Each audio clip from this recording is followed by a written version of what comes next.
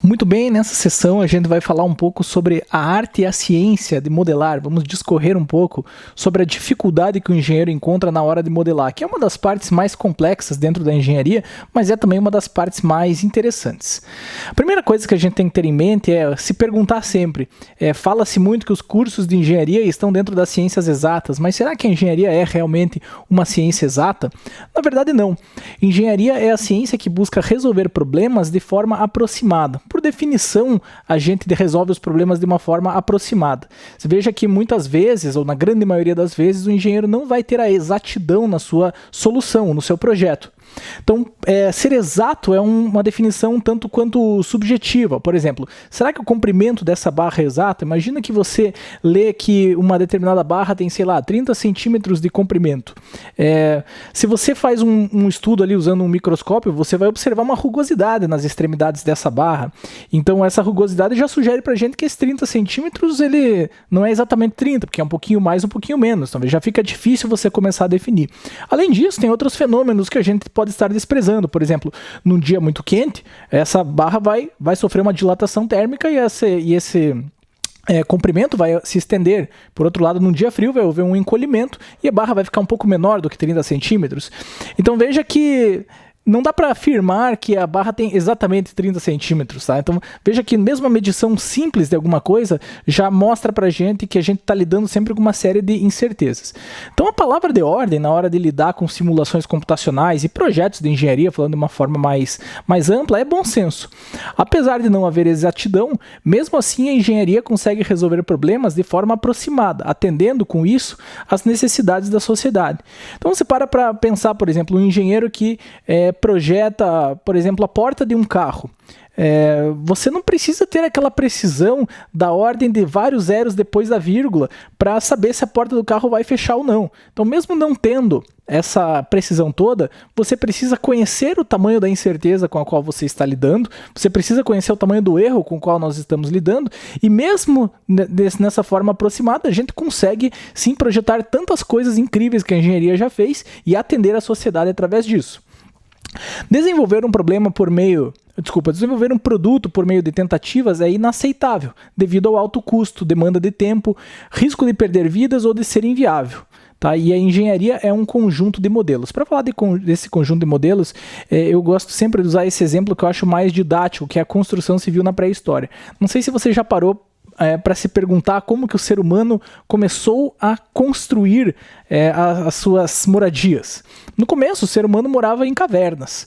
E aos poucos ele foi observando como que eram formas possíveis de você empilhar pedras, né? Esse foi o início da construção civil, da engenharia civil, digamos assim.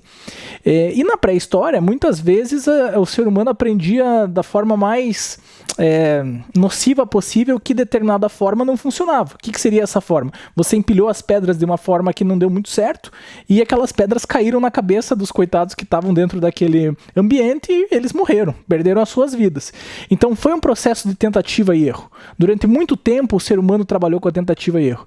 Só que, claro, chegou num momento da evolução aí da engenharia que não é mais aceitável você ficar pondo em risco a vida humana, a integridade física dos seres humanos e até outros parâmetros, como por exemplo o custo mesmo. Você não vai ficar na tentativa e erro tentando construir algo gastando indefinidamente.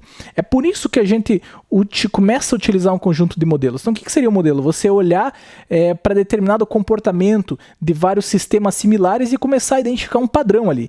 E extrapolar esse raciocínio daí para frente pensando o seguinte, bom, a situação que eu tenho hoje, imagina um engenheiro civil, por exemplo, de hoje. Ele vai fazer um projeto de um prédio. Ele não construiu nenhum prédio exatamente igual àquele que ele está projetando no momento, mas ele já viu muitas construções similares que ele pode utilizar aqueles conhecimentos como modelo. Então uma equação física bem conhecida é um modelo, uma forma de você trabalhar matematicamente, um método matemático é um modelo matemático, né? O método dos elementos finitos não deixa de ser um modelo. Então aqui a gente começa a entrar na questão realmente da modelagem. Uso de modelos. O mundo real é muito complexo. Desta forma, para atingir nossos objetivos, entre eles a análise e o projeto de bens, equipamentos, componentes e máquinas, precisamos ser capazes de descrever esses processos complexos de maneira inteligível.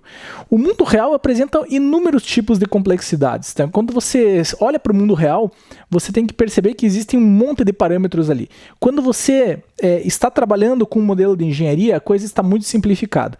Eu gosto de falar bastante isso para os meus alunos de graduação, principalmente, porque às vezes você resolve muitos problemas da mesma natureza dentro de uma disciplina de graduação e você começa a ficar condicionado que aquilo ali é a realidade. Então, por exemplo, para quem fez um curso de engenharia mecânica, engenharia civil, engenharia de produção e tem lá uma disciplina como resistência dos materiais, de tanto ver vigas e resolver problemas de vigas, você começa a achar que a viga é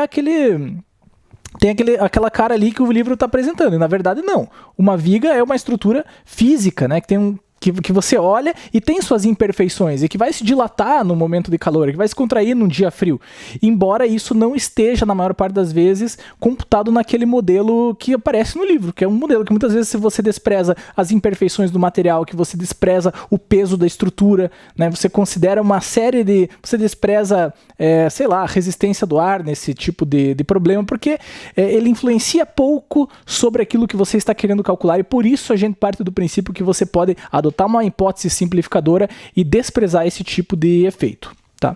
Então aí a modelagem, vem a pergunta, é uma ciência ou uma arte? Em essência, modelar é saber selecionar somente as características, dentre muitas disponíveis, que são necessárias e suficientes para descrever o processo com precisão satisfatória. Veja que importante essas palavras, necessárias e suficientes, ou seja, você vai, dentro das características que o modelo possui, você vai escolher aquelas que são necessárias. Para projetar uma viga, muitas vezes você não precisa levar em consideração se o dia está quente ou frio, por exemplo. Às vezes você precisa, mas às vezes não.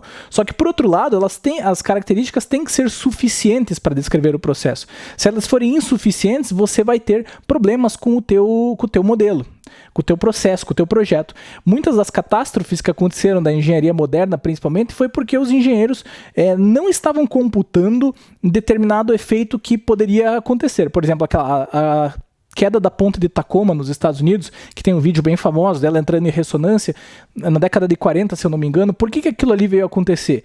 Porque os engenheiros que projetaram desprezaram ou desconheciam, para falar a verdade, os efeitos das vibrações mecânicas, do perigo do vento excitar aquela estrutura e colocar ela em ressonância, e ela vir a colapsar por causa disso. Então, como eles desprezaram essa característica, o modelo ficou insuficiente para retratar a realidade e, infelizmente, o projeto acabou do jeito que acabou. Se tiver curiosidade, procura no YouTube depois lá, Ponte de Tacoma, Tacoma Bridge, que você vai achar os vídeos dela entrando em ressonância.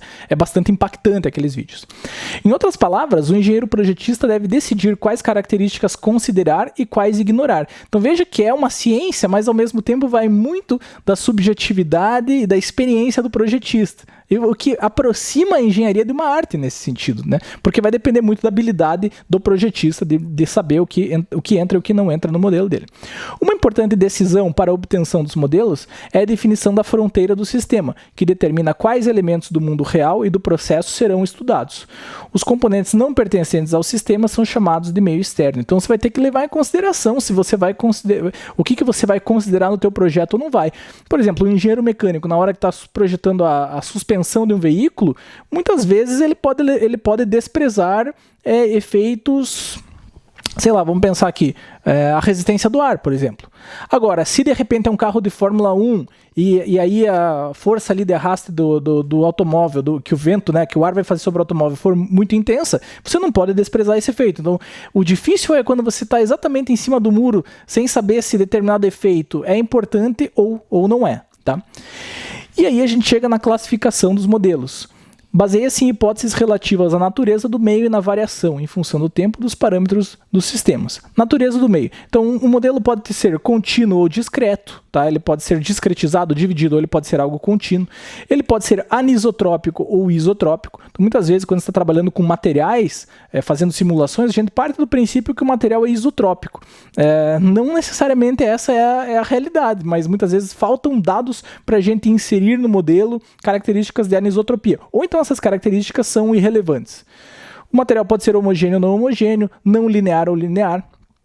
Variação dos parâmetros em função do tempo. Você pode estar lidando com algum fenômeno que seja aleatório, que seja determinístico, ou seja, ele varia com o tempo e é possível determinar. Se ele for aleatório, ele varia com o tempo e a gente não sabe como que ele varia. Determinístico, ele varia com o tempo e a gente consegue prever o comportamento. E constante, esses parâmetros não variam no tempo. E precisão e facilidade têm direções opostas, tá? Então é importante que você perceba que muitas vezes você quer uma solução fácil e você vai ter que abrir mão de precisão por causa disso. E se você quiser mais precisão, por outro lado, você vai ter que assumir mais complexidades no teu modelo justamente por causa disso também.